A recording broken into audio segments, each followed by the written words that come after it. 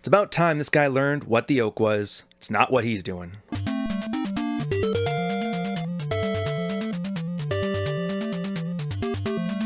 Welcome, guys. Mids Watch. It's been a little while. I think this one might be coming out pretty close to Christmas, so if so, Merry Christmas. Hope you're watching Die Hard, Lethal Weapon, and Bad Santa. The one benefit of this field report.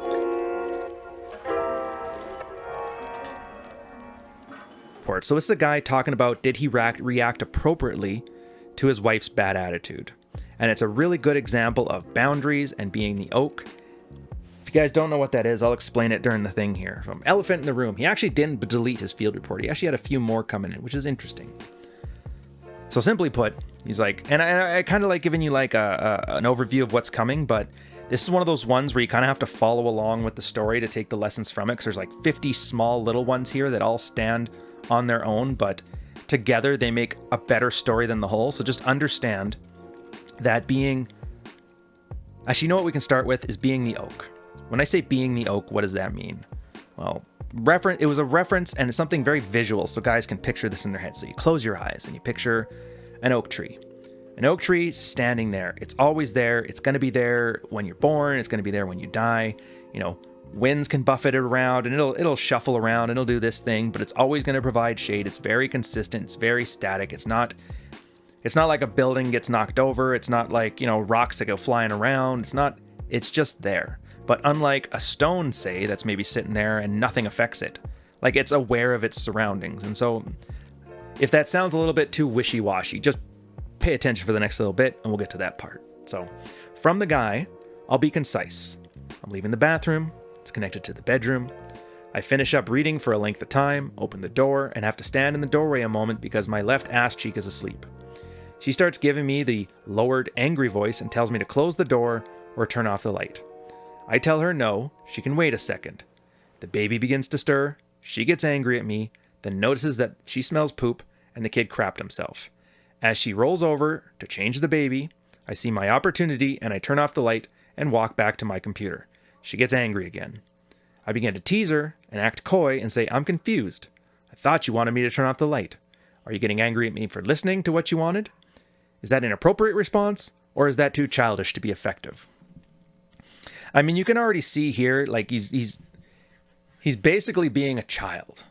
And that's not very oak. Like, I see what he's trying to do. He's trying to establish his boundaries. Like, you can't tell me what to do. I do what I want.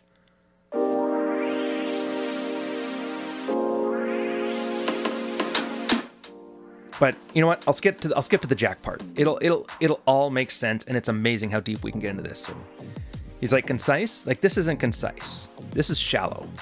If you wrote something concise, it may have had the same word count, but this is shallow because you're describing everything in the contents of one micro event of your life as if your marriage is a series of events with independent probability and binary outcomes.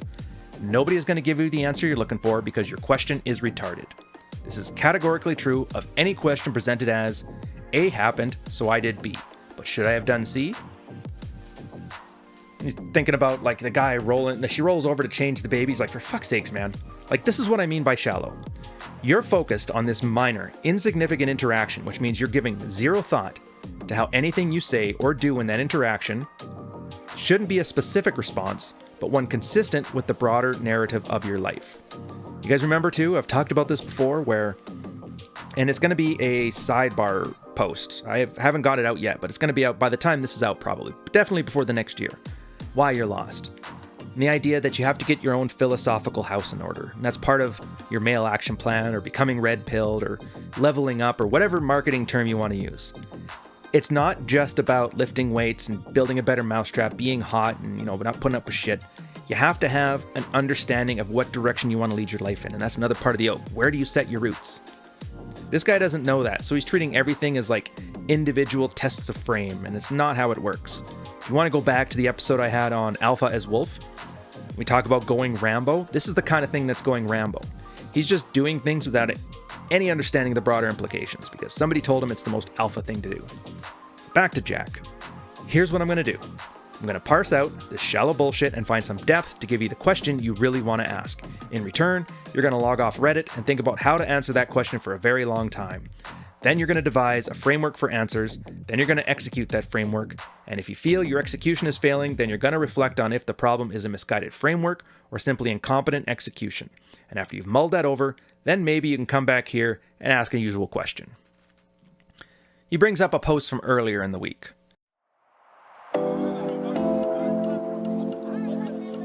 And the guy says, I'm naturally sarcastic. I enjoy poking fun, making jokes of shit, even serious issues. I'm a bit of a troll and I push buttons for fun.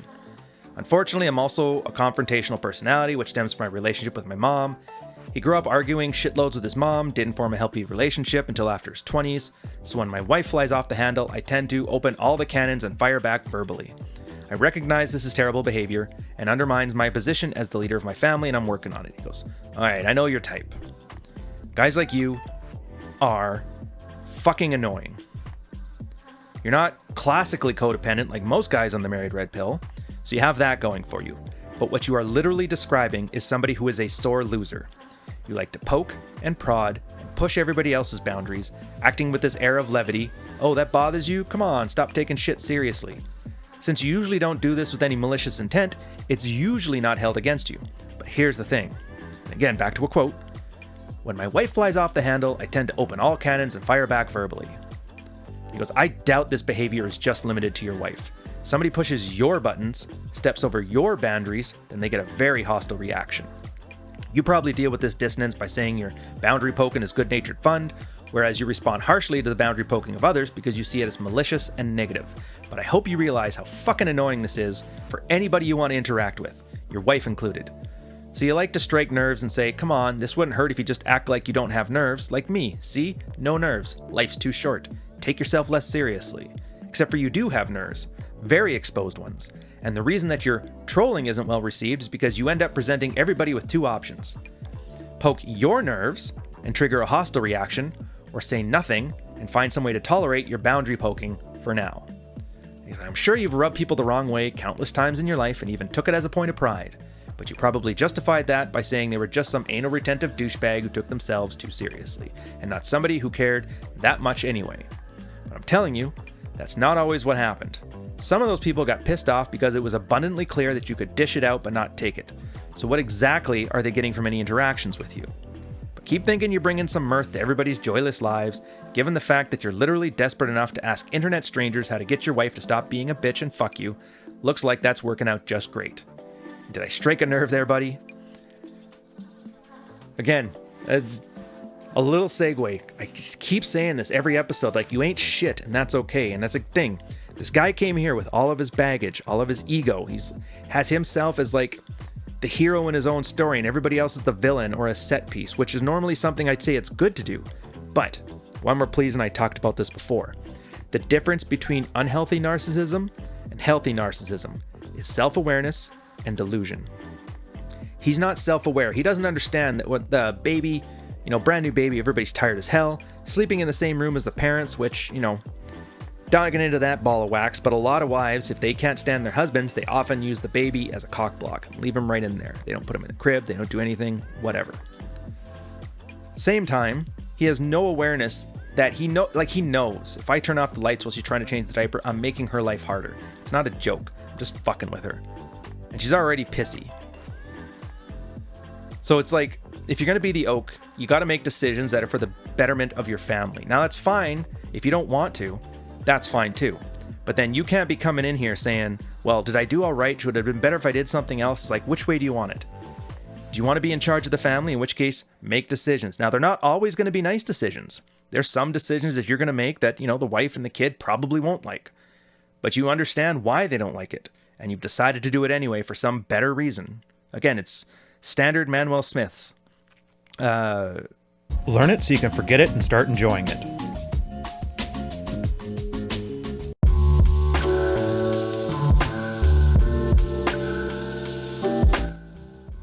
What do they call that one? Assertive rights. Bill of Assertive Rights.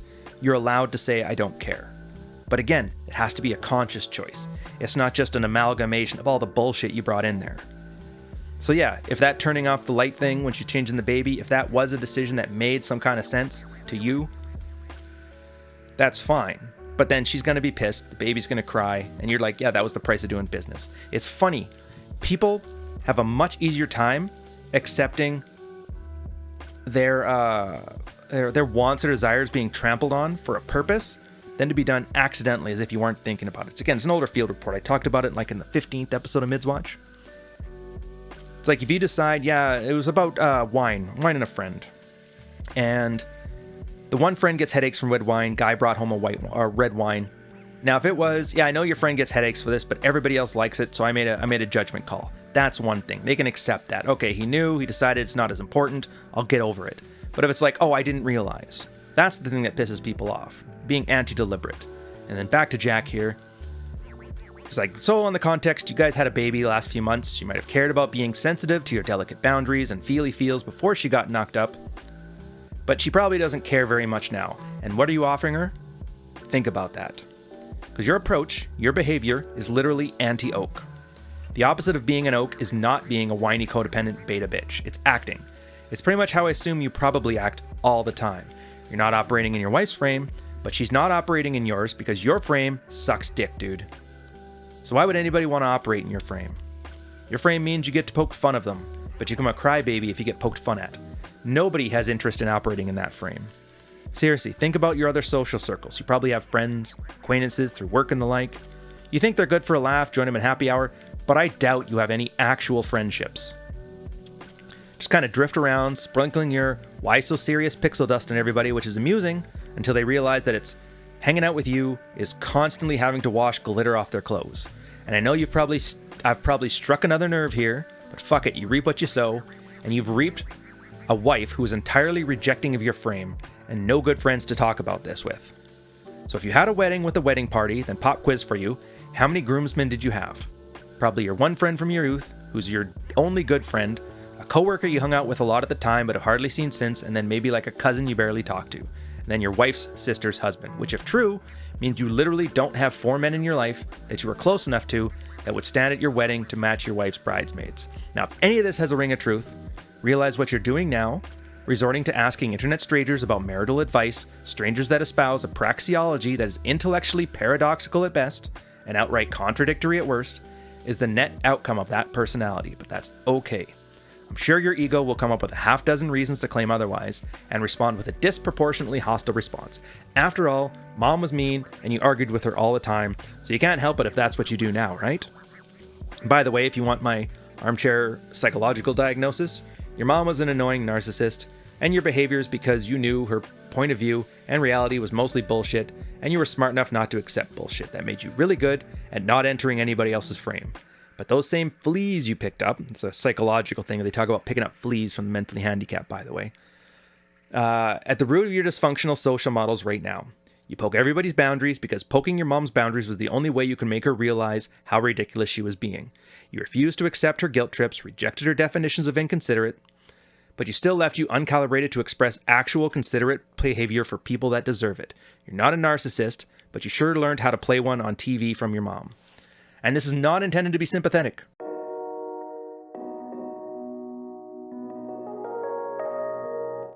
This is intended to demonstrate that an internet stranger can unpack your fucked up mental models from a vague 700 words you wrote, half of which is mostly just a description of how one of your ass cheeks fell asleep. Then maybe those fucked up mental models are a very obvious problem holding you back, and maybe something you should consider fixing. It's all fun and games till somebody strikes a nerve, right? Fun fact on this one, the guy reported every one of these comments for harassment, and I just find that absolutely hilarious. It's like, say what you will about this. It's not that he's a mind reader. It's just after you've seen 50 of these things, they all start to blend together. And if you're one of those guys that this kind of reflects that it's always everybody else's problem, then just kind of reflect on it. See if you can take some value from it. We'll get to the last part here. And I might bring up some of his little things just to bring up an example, but we'll get to the meat of it first here. So it's like, look, the reason why Jack's harshing on this guy is because he's called out guys for enforcing the wrong boundaries too soon, usually when they just swallowed the pill and are acting like it laced with amphetamines, and this is why. Trampling over boundaries, and this is the most important part for you guys to take for this. Trampling over boundaries while being stupidly defensive about yours is the root cause of anti-oak behavior. Say that again. Trampling over boundaries while being stupidly defensive about yours is the root cause of anti-oak behavior. It's not whiny, codependent, beta bitch behavior, and maybe it's alpha, wink wink, but it's the kind of alpha that nobody really cares to follow. Which is not really true the way he described it, but yeah. Gamma male would be an accurate way of putting it, but whatever. You don't add value to people's lives, except maybe you insult them enough that they realize that the thing you're insulting about isn't something they cared that much about anyway. And the reason Jack's been spending so much time marching this guy is because he's actually representing a very valuable lesson. If you spend your life as anti-oak, and then you get married and have a kid, you end up with a Sophie's Choice. You guys don't know what that is, we'll talk about that later.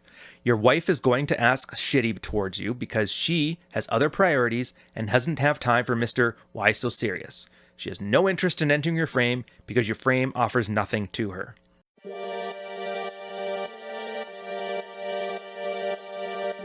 People have incentives. People follow their incentives. Who would have thought being attractive is more than just six-pack abs and a six-figure salary? Now you can make your frame more appealing by upping the good beta, except for now it's almost definitely going to be perceived as responding with good beta to your wife being a bitch, so what you could easily be doing right then is entering her frame as she continues to act shittier because your considerate behavior doesn't seem to be genuine and authentic, but a reflexively bad response to her being shitty. Again, don't reward bad behavior, reward good behavior. So if he starts acting good, adding comfort, being considerate, all it's going to do is encourage more fighting and bitchy behavior on her side, which is weird. It's like, how do you get out of this one? We'll get into that. He's like, you can keep floating in the air of this false levity you think you've constructed for yourself, figure it's not worth oaking up if she doesn't want to enter your frame, and that's her problem, except for she's clearly not acting pleasant towards you, let alone gives a shit to fuck you. So disengaging even more from your family life may not turn out well either.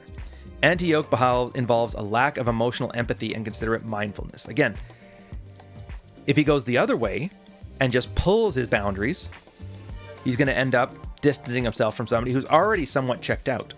So you see what I mean here? You can't act beta, can't act alpha. So what do?